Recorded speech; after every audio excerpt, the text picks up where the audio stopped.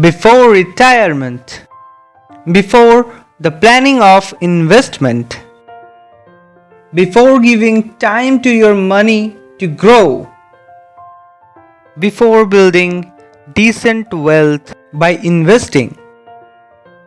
We need to take some time to build a system which will help us in our time of emergency.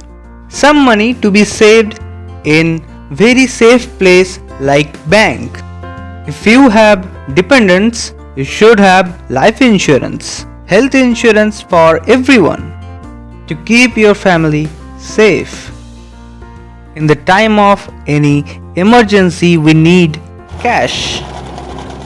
So we should have some money in our locker, in our savings account, or as fixed deposit, where our money should grow with a steady pace beating inflation, not having the volatility like share market.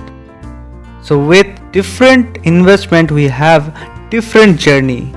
So before starting that journey, we should have something in our safe place to help us withstand the ups and downs of the journey.